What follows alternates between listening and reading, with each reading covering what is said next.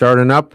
There it goes. Hello. Hi. Hello. Welcome back. Welcome back to What's Wrong with Richard Rushfield. The people are arriving. Come on in. Take a seat. Excited. Be comfortable. This is an informal chat, so don't feel like you've got to get all dressed up, and you don't have to remain standing during the whole show. You should sit and be comfortable. Today I am thrilled. When I started doing this, I maybe my biggest goal was there were so many interesting writers and people popping up here on Substack whose work I really enjoy, and I wanted a chance to talk to them and get to know them and what they're doing, and they're involved in so many interesting projects. And top of that list was our guest today, who I met here on Substack, our friend, the great writer, journalist, seer, and advocate of movie theaters, Ezgi Eren, who writes the 11 a.m. Saturday Substack. What do you call your Substack? You're an expert in these things. I've harangued the Substack leadership that they need a better name because you can't just call it a newsletter anymore. Right. Yeah. And people don't know what. A lot of people don't know what Substack is still. And it doesn't really say what it is. My Substack. So. Yeah, I guess I call it a newsletter to those who don't know. Yeah. Okay. That's what I'm still with, but what is this? This isn't a newsletter we're doing, so I don't know. But your newsletter, 11 a.m. Saturday, as someone, movie theaters and movie going and the cinema is kind of my religion as much as I have an organized religion, and no one better chronicles the experience of modern movie going and what it's about and all its shapes and sizes around the world than Ezgi here in the 11 a.m. Saturday newsletter, which if you're not already subscribed to, you should. She does a questionnaire with people about their movie going habits, and let's just start. How did you get into this racket? How do you fall down this rabbit hole here? First of all, thank you. This is such an honor. Like when you said writer, I was like, who is he talking about? Well, you write regularly more than I do. I do a little bit. I got into it. I think it's almost been 3 years now, which is crazy. But early days of Substack. Shout out to my friend Nora, who runs the Thanks It's From Substack. It's a fashion Substack. She compiles links from eBay. It's an amazing Substack. She inspired me to start one. And at the time, I wasn't in the film industry, really. I just liked going to the movies, but I worked primarily in the beauty industry. And I loved going to the movies. Didn't really know a lot of people around me that also loved going to the movies. It's so weird when it's so weird when I hear, because I just assume that going to the movies is part of everybody's life. I know. I was at a 4th of July barbecue, and someone said he went to his first movie in 5 years, and I was like, "What the?" That was how it was for me, and now I think about it all the time. It's crazy how much it's changed in the past 3 years. Now my everyone I know loves going to the movies, and then what's great is those people that I'm still friends with from the beauty world, they started going to the movies more too. Really? Not saying it's because of me, but it's nice seeing that change. But that is my question. Do you think, not trying, but flatter yourself, but honestly, do you think that is because of you, or is there something going on out there? Like, did you open this door to them, or is there? Do they report that people beyond the ones who know you are is this because I have seen the phenomenon of letterboxed people, and here in Los Angeles, an incredible explosion of revival screenings and revival cinema. And the American Cinematheque, we had the director here, and he says that when they announce their lineup for, this is obscure 70-year-old movies, and it sells out within 15 minutes every time. Yeah. I think there is a general improvement happening. There's a general shift, because speaking of American Cinematheque, I don't think like 3, 4, 5 years ago, I don't think their screenings sold out this fast. I don't think they had a waiting room. Maybe they were still pretty full, but I don't think it was this big cultural moment of people truly just choosing to go to the movies in their spare time. And what do you think that's about? What has led that? I mean, that's a great question. I think many things, right? I think I'm sure it has a lot to do with the movies that came out, especially after COVID, because, movies like Barbie, Oppenheimer, the whole thing, and then following that up with just better movies, more movies for younger people, more access to older movies, more access to independent cinema. But I do think about this, and I think maybe we saw what we lost during COVID a little bit too, that we lost this activity. And much like restaurants, I think restaurants also had a boom after COVID. And maybe I hope think that's that, but I think some of us like notice, oh wait, if we don't do this right now, if we don't go back to theaters, this will just be gone. And that's what also made me start a Substack. So I'm sure a lot of people had the same thought.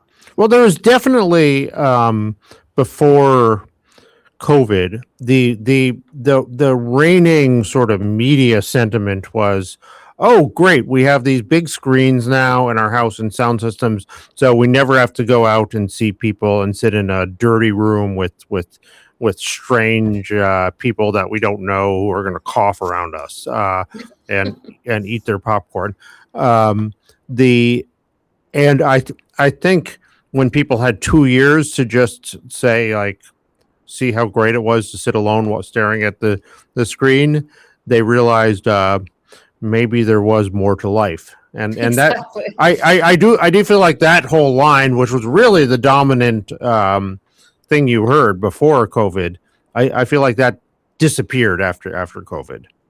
I agree. And I think a lot of people, like my generation, we have memories of growing up going to the movies a lot. A lot of us have those memories. And I asked people the first movie they've seen, they remember seeing in a theater, and everyone has a great story attached to it. And I think maybe it takes like one return to the theater to remember that and realize, oh, I actually really liked doing this. And yes. Why am I not doing it now? This is a special thing. There's movies playing within a mile of you any time of day. And it's compared to everything else in society now, it's relatively affordable. Right. If you go easy on the snacks and parking. So how did you get? So your newsletter is fascinating because you do this questionnaire that we're going to get to. But it really gets at the heart of people's movie-going rituals and experience, and people have very personal feelings about how you should see a movie, how movies should be, right? I did one, and my feelings about all that are the right ones. So I'm surprised how many people are getting it wrong, but we'll go through that. But how did you start doing this? The questionnaire, I almost stole the idea from the New York Magazine's 21 Questions with New Yorkers. I used to love reading them, and it didn't matter if I knew the person answering the questions or if they were just a random person that lives in New York. I always found the answers fascinating, and I like the idea of it being the same format every time. I mean, I do change the questions a little bit sometimes, but it's usually when I get bored of them, then I change them. And also doing it a little bit now, I think I like that it's different than, let's say, if a filmmaker comes on, everyone's asking them about their film. So this is a different kind of format, but still gives people an insight into that filmmaker. So I do love the questionnaires because first of all, it's kind of how you want to read when you're on your computer, when you're flipping to a page in between things and you don't necessarily want it, but it really, a well-crafted questionnaire really gets at the heart of some central things to people in a very direct way, and it also, like, I like yours because it is about a particular experience, and it really gets to the heart of what that experience about with people. So without further ado, we're going to do something very unorthodox. We're going to do a live video questionnaire, and I'm going to make you answer your own questionnaire here. First time. First in history. We will see how it goes. Presumably, since this is your questionnaire, you've actually considered these questions before, so you're not being ambushed like the letterbox people when they go up to people on the red carpet. Yeah. I've answered them before, but it's been a while. It's been over a year, so my answers have changed. Excuse me. Well, let's get into it. We will start with, and this one's kind of a cheat because your newsletter is titled 11 a.m. Saturday, but so the first question is, what is your favorite day and time to go to the movies? And I bet I can guess the answer. Yeah, I bet you can. 11 a.m. Saturday. And I actually recently went at exactly 11 a.m. Saturday. I saw the invite, and it only reinforced my answer that it's the perfect time to see a movie. Tell me what you love about that time. I liked your piece on the invite where you lay it out, but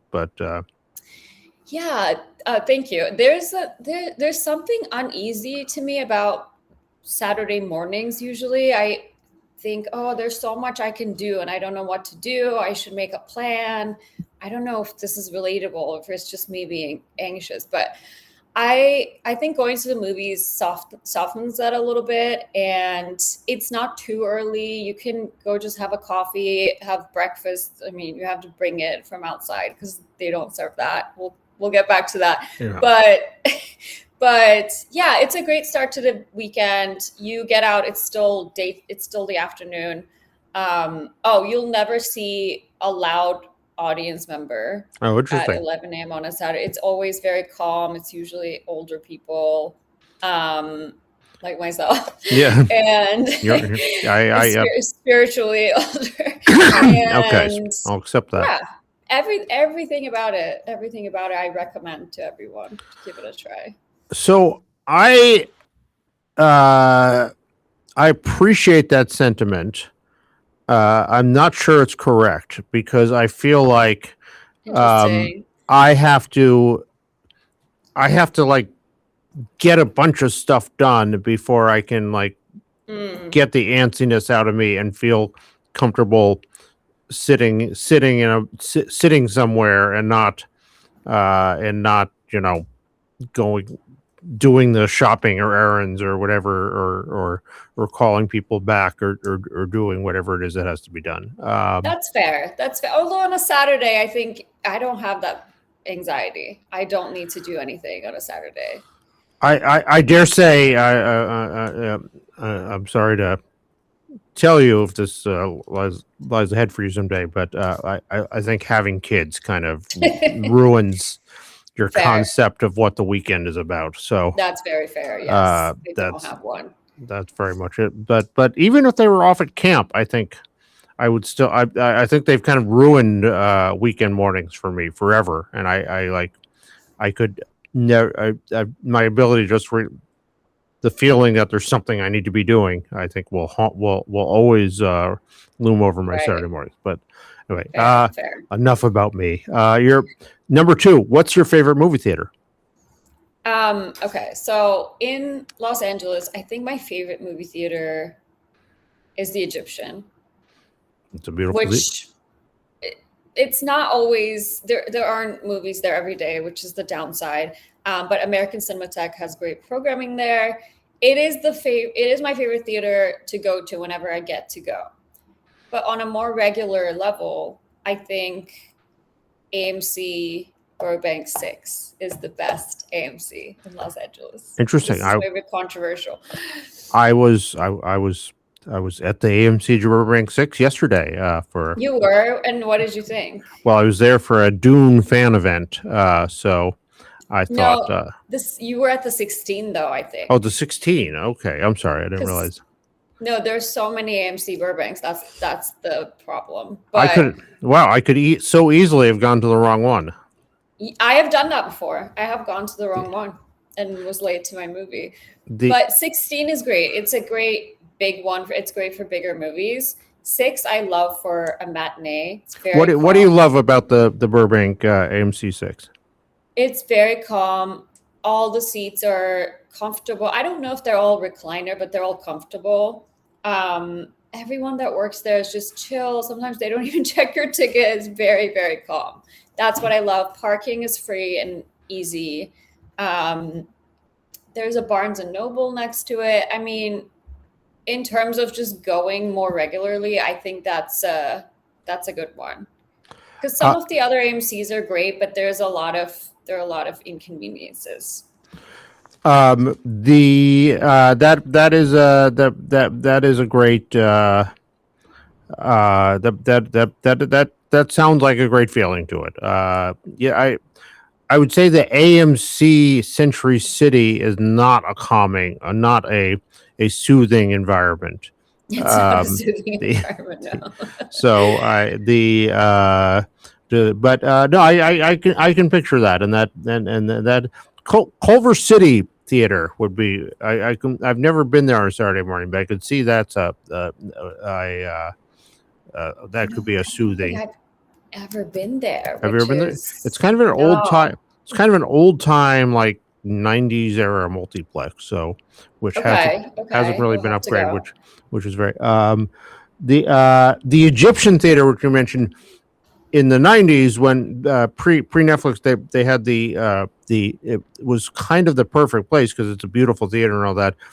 And when the American Cinematheque first took it over, they had the balcony up there was still existed, but for some reason they just marked it as closed. They just put a rope in front, a rope line in front of the entrance to it, but they didn't enforce that. So if you were a regular there, you knew just like walk around the rope line. So you'd have the whole balcony, and it would be like the dozen people who knew that the rope line wasn't a real thing had the balcony to ourselves, and that's how I spent my 1990s, which was wonderful. I should have been there. I should have known that. It was a great thing. Okay, here's the big one. Question number 3. This is where friendships are lost and fights break out. Yeah, civil war is ignited. What is your go-to movie theater and drink combo? Okay, for mornings, hot coffee. Usually I sneak it in because I don't like the ones they have, if they even have them in a theater. Depends, I guess. There are some theaters with nice coffee. And some sort of breakfast, pastry, nothing smelly or anything, but like a croissant or something like that.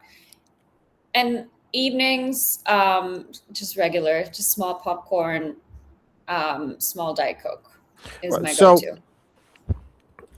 I kind of recoil in horror at the idea of hot coffee in a movie, because really? I enjoy hot. I'm a fan of coffee and even hot coffee, but I feel like you need something that the coolness of it sort of picks you up, and you can't. You have to be, and it has to be very kind of child safe, whatever you're eating. In the dark, yeah. And that I feel like I'm going to burn myself. I'm going to burn my neighbors. It just feels like this is a hazard just about to. Yeah, I mean, between the time it takes me to get coffee, sneak it in, bring it in, sit down, I think it does cool down. So there's that. Because they don't. This is the one positive about theaters not selling coffee, I guess. How do you feel about dine-in theaters? What are No, I don't really go to them. I don't really go to them. I don't really go to the Alamo.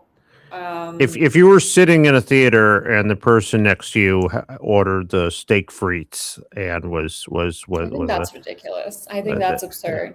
Yeah, and they were cutting up their steak and complaining that the peppercorn sauce was too was too cold, that you would not be happy. Yeah, and I hear that now you can make those complaints on your phone, like you can order on your phone and call someone over. I don't really understand it. I think that's very annoying. Ordering food, taking out your phone in a movie to order food, like no, just wait until the end, like everyone else, and yeah. That would just be the end. Yeah, I would be apoplectic if that happened. There would be a scene. There would be a fight. But you say, I mean, what you said about your nighttime snack, fair. The Diet Coke and popcorn. This is the thing, because your next question is about the dream movie snack combo, and I have a lot of dream snack combos in life, but I feel like Diet Coke and popcorn is just engineered in just like taste and safety and like that. Like you just kind of it's so simple, but like you can't. And I do. Sorry, go ahead. No, it's just perfect. I don't know how you can improve on that. And then my question does say dream snack without if noise and smell weren't an issue. So don't tell me, like, don't think that this means you can bring that in, because it doesn't. This is an alternate universe. But I think I could see fries being added to the rotation, because they're not smelly, they're not noisy. I mean, it's even less noisy than a popcorn. So I think fries fries are ideal for any scenario. What would be the nightmare snack of your next door neighbor?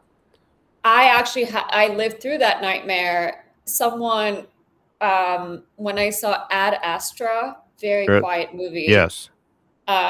Someone had a jar of pickles. Oh my God.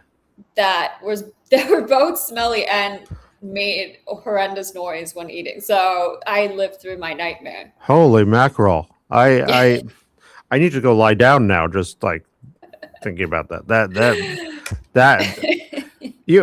And what do you say?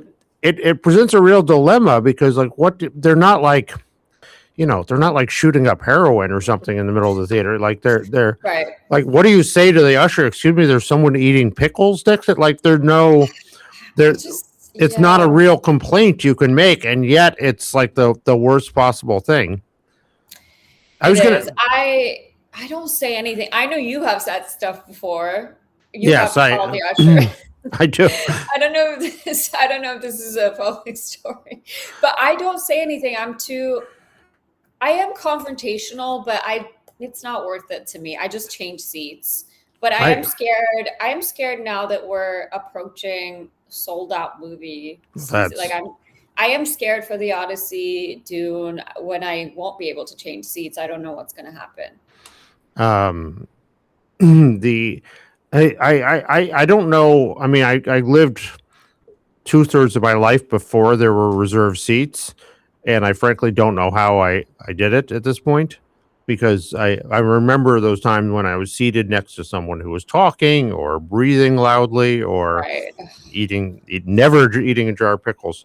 I think the most annoying food would be if they went to. Have you ever been to Boiling Crab? How they just dump a bag of prawns like on your table? Like, what if someone just had a whole bag of prawns that they just dumped on a little platform in front of them? They were shelling the prawn. Then that would be the nightmare one. Okay. I think I actually saw someone do this on TikTok, which I reported that TikTok. I was very annoyed. Yeah. You should get that person banned. Okay, number 8, the first movie you remember seeing in a theater. First movie I remember seeing, I've been told by my parents that it was Lion King. I don't remember it. I think the first one I remember is George of the Jungle. That's 90, 98, 97. And I remember it because the power went out and everyone started, and I remember it was a full house and everyone started clapping and chanting. And it was like very fun how it wasn't an angry environment. It was, everyone had fun that the power went out. So that's what I remember. So you weren't scared that we're in a dark auditorium with an angry mob surging towards revolutionary. That's a good story. That's very good. What was the last movie you saw in a theater? Last movie was The Invite at the.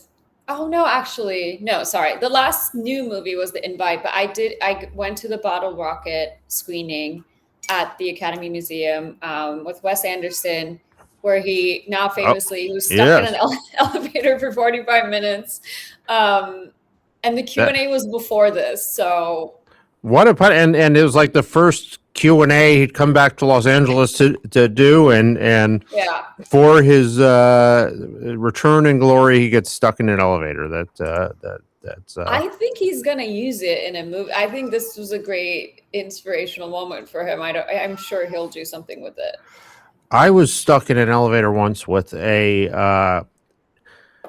It's a long story, but a singing, a family of a Mormon singing troupe, family singing troupe, about a dozen cousins in their teens and everything, and that we were stuck in the elevator, and they started, of course, singing, like of course, Michael rowed the boat ashore, and sort of inspirational thing, and we were stuck for about an hour and a half, and the oxygen was giving out, and I should make a movie about this. This is Wes Anderson could use that too. It was an incredible thing. Anyway, is there a movie you wish you'd seen in the theater? Yes, all of them. All of them. I don't like seeing movies at home. I can't really concentrate. I guess most notably, I would have loved to see Zodiac, David Fincher Zodiac, in the theater. There was a screening last year. I missed it, but I think that would be a great one to see in a theater, just because of the way it looks and the tension. And I've seen it many times, just not in a theater. I mean, that's a terrible thing because, I want to see all the movies, and I don't want to do the math, but the sands of time are running out here. I don't have infinite years to see movies left. But every time when I see a movie at home and it's good, I'm like, God damn it! Why am I'm wasting this on the? So I feel like I should only watch bad movies that I don't like at home, which is that's what I do. Reality TV, bad movies. That's all I want. Exactly. Have you ever seen a movie more than once in theaters? Yes. Yeah. I was actually running through this with my best friend last night, and he said that if we actually did the math, and I've spent more than a day of my life now watching Oppenheimer in theaters. He has calculated. It was like 1 day and 12 hours or something. That's amazing. That's many times. And will you see it again in the theater? Yeah, I would see it again if they brought it back, which I don't know why they're not putting it back in theaters before the Odyssey. That's interesting to me. I mean, I mean, it's such a different movie than it is a very different. Yeah. Maybe. Yeah. I would see it again. I saw. I see a lot of movies more than once. I just saw The Invite twice. I had a great time, so I went back. Do you stay through the credits, or do you leave as soon as the film ends? I do both. I have to leave for one reason or the other, usually to go to the bathroom. Yeah, or like check my phone because I work texts, or because I'm a freelancer, so I work text all the time. But I do stay. I recently stayed for the movie The Moment. I stayed through the end because my friend was in the credits, which was very fun to see with her and just, scream. And yeah, so I do stay sometimes. In my questionnaire I got into this, but I think it's ridiculous to stay for the credits. In the golden age of Hollywood, the credits were here's the leading casts, and now the credit sequences can run 20 minutes long, and They're very long. You've just been sitting there for 2 hours. All that information in the credits is available to you in other form and doesn't really lose anything by being, if you have a religious need to review the name of all the gaffers on the film, you can do that in your home, and you can do it slower. Even you can take time. You can read each one out loud. You could read each one out loud if you want. You can make your family gather around and recite it to them. Don't you feel sometimes though some movies, it's too, you don't want to go straight out into the bright lobby. Like sometimes I do need that, not through the whole credits, but sometimes a couple minutes I do need to just sit. You don't feel that? No, after I've been sitting for 2 hours, I'm ready to not be sitting. And fair. I just my thing in offices, having worked in offices, a rule I would implement in offices,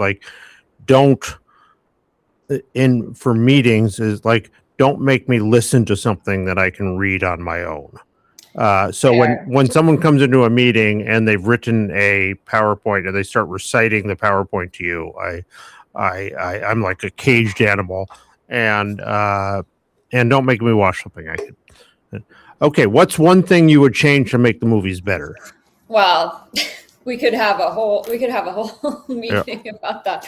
I mean, the obvious ones, ban phones, have some way to report, get people who talk kicked out of the theater. Yeah. Banned for life. Banned for life. Yeah. I just wrote about this a little bit, but I think it is very annoying that there's no way to really do anything if there is someone like that. I mean, employees are usually so young, and this is mostly for AMCs and Regals and stuff, but I think there should be an authority at every theater. There should be an authority licensed, armed, probably, well armed. There is one actually now. I don't know if it's because there are a lot of blockbusters happening, but I have been seeing armed security. Interesting. I worry that they're not there to throw out texters like they should. Right. I would be happy with just at gunpoint. Some sort of authority figure who can come in and talk, nicely warn that person. But I think the bigger picture, what I would change that relates to this, just have theaters have some sort of identity and culture around them again, which a lot of independent theaters do. Yeah. But this relates to, to me, because I work in social media, it does bother me that a lot of smaller theaters, they don't really have a social media presence. You don't really, it's still very old school. They don't really go out of their way to connect with a younger audience in a way that they should, because they would just make more money. Yeah. No, they all do the thing they just put one of the a mannequin with the costume in the lobby and call that a activation or something. Right. Which there are so many theaters that are genuinely doing so much too. No, that's a good thought. I feel like you've inspired me. I feel like I should go over to the AMC, which is across the street from me, and volunteer my services at peak hours to serve as a volunteer theater marshal.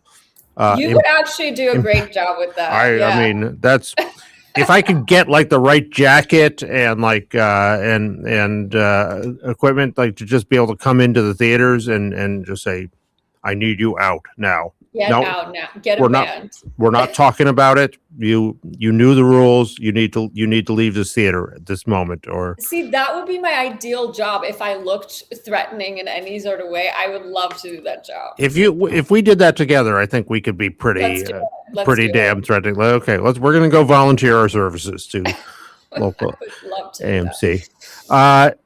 Tell me about an especially memorable movie-going experience that stands out in your mind. Many. I just recently have been thinking a lot about my friend Heather and I. We went to see Titanic re-release at the New Beverly, and we were just in a great mood. We were going to go out to get drinks afterwards and, have a night. And we didn't want to become sad, but we wanted to watch Titanic. So we left, and maybe this is controversial. We left right when the Titanic hit the iceberg. So it was like we saw an amazing romantic movie that took place on the Titanic, and then we experienced none of the sadness, none of the heartache, and it was great. I recommend it. If you've seen a movie before, you can just go in to watch a little bit of it. Why not? That's a great idea. What's the next movie you're looking forward to seeing? I mean, The Odyssey, Dune. Do you have your tickets? I do have my tickets. So will you be seeing it at 11 a.m. screening on a Saturday? No, but close. Yeah, close. I think on 2 p.m. on a Saturday. Is that the first time you're seeing it? It will be the second, but I have tickets. Have you seen The Odyssey? No, I'm going to see. I'm going to go to a press screening before then. Okay. I was gonna just start asking you questions. I'm prepared to review it unseen though. So yeah. No, but those are very obvious. I also wrote down. I really want to see the debut by Jesse Eisenberg. Yeah. Fjord. Very excited. That premiered in Cannes. Digger, obviously, and then a lesser known movie I want to see ASAP. Have you seen it? Have you heard of this? The Last Picture Shows. It's a documentary. No, not the Peter Bogdanovich film. No, it's a documentary about old movie theaters in the West Coast. Oh, fantastic! The U.S. So yeah, I think that would be. I will look for that. I think that you definitely have to see that and review it. What is your dream combination of director and lead?